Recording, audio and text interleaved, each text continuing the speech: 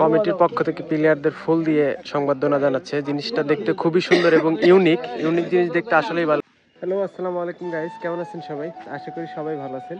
তো নতুন আরেকটি ব্লগে আপনাদের সবাইকে স্বাগতম। তো আজকে আমি যাইতেছি মূলত বিনেতপুর ভাটার মাঠে। তো আজকে আমরা নিজেরা টুর্নামেন্ট করছি। তো আজকে আমরা নিজেরা খেলবো। এই যে আমি আছি, আরিফ আছে আমারই ভাই। তো আরো প্লেয়ার আসতেছে, অলরেডি কয়েকজন প্লেয়ার চলে গেছে মাঠে। তো আমরা একটু লেট আজকে উদ্বোধনী ম্যাচ আমাদের। তো একটু পরে আমরা সবাই মিলে যাব। এই যে ভাই চলে আসছে, তো আমি আর ভাই যাবো এখান থেকে। আমরা দুইজনে এখনই যাব মাঠের উদ্দেশ্যে। তো ওই পাশে দাঁড়ায় আছে ইকবাল ভাই। তো আমরা তিনজন মিলে যাব মাঠে মূলত।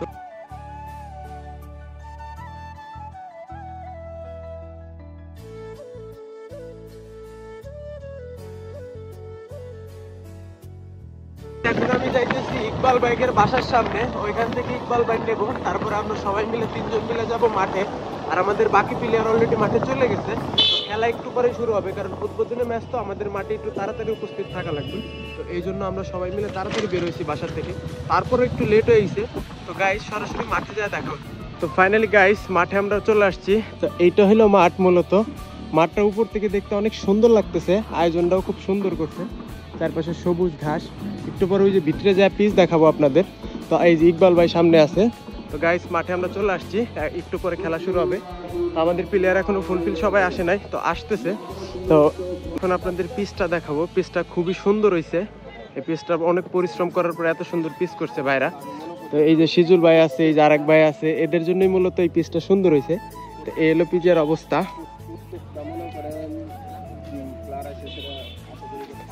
পিচটা একটু আছে, ফাটা ফাটা আছে, বাট ব্যাপার না, দেখতে খুবই সুন্দর হয়েছে, খেলা যাবে যে বলতে খেলাম।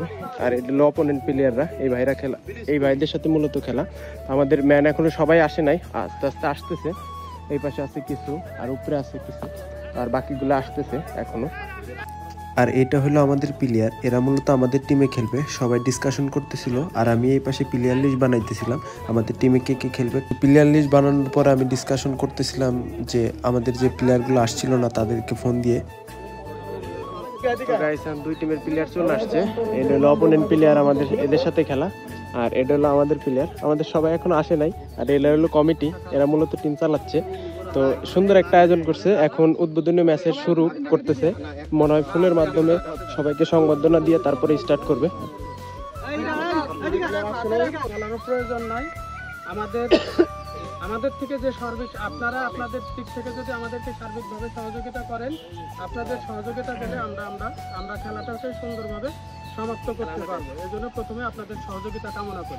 কমিটির পক্ষ থেকে প্লেয়ারদের ফুল দিয়ে সংবর্ধনা জানাচ্ছে। জিনিসটা দেখতে খুবই সুন্দর এবং ইউনিক জিনিস দেখতে আসলেই ভালো লাগে। ক্রিকেটের মূলত এটাই সৌন্দর্য, যে বড় ভাইরা এরকম সুন্দর একটা আয়োজন করছে, এটা দেখতে খুবই ভালো লাগতেছে। তো এখন সবাইকে একটা একটা করে ফুল দেওয়া হবে।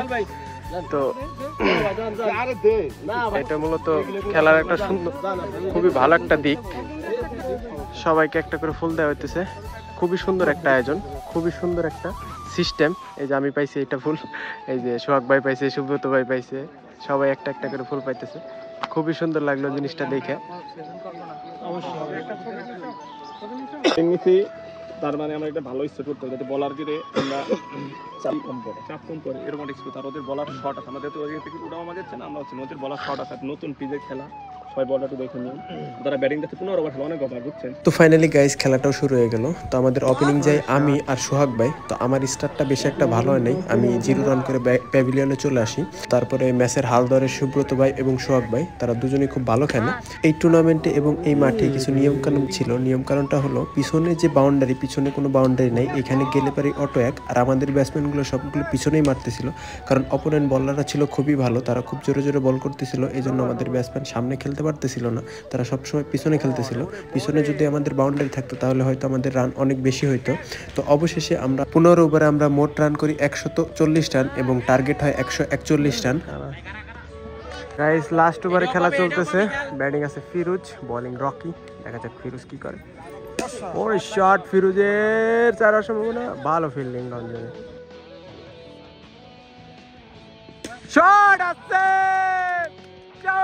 মামা করা শট আছে, ভালো লাগছে। আরো এক বল আছে, আরেকটা হবে। লাস্ট বল আসছে, দেখা যাক কি হয়। ও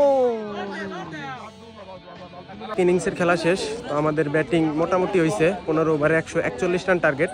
অপোনেন্ট প্লেয়াররা ব্যাটিং করবে। এই যে আমাদের ফিনিশ করছে আসিফ, আজকে খুব ভালো ফিনিশ করছে, একটা 6 মারছে লাস্টের 2 বলে, খুব ভালো খেলছে আসিফ।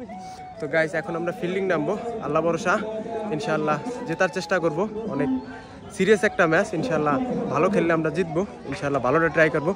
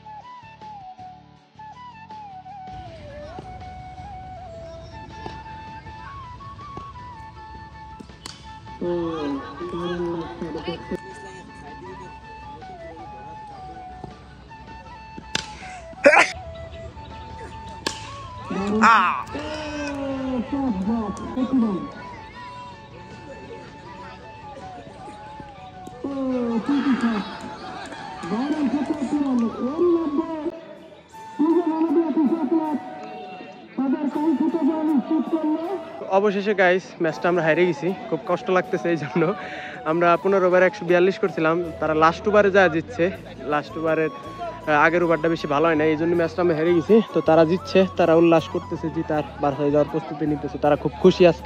আজকে আমাদের কপাল খারাপ, এই জন্য ম্যাচ হেরে গেছি। এই যে আমাদের সবাই এখন বাসায় যাওয়ার প্রস্তুতি নিতেছে, সবাই ভালো করছে বাট কপালে ছিল না, এই জন্য হারিয়ে গেছি। তো আজকের মতো ব্লগ এই পর্যন্তই, দেখা হবে নতুন কোনো ব্লগে। যদি আমার ব্লগটি ভালো লাগে তাহলে সাবস্ক্রাইব করবেন এবং ফলো দিয়ে পাশে থাকবেন। তো আজকের মতো আসসালামু আলাইকুম।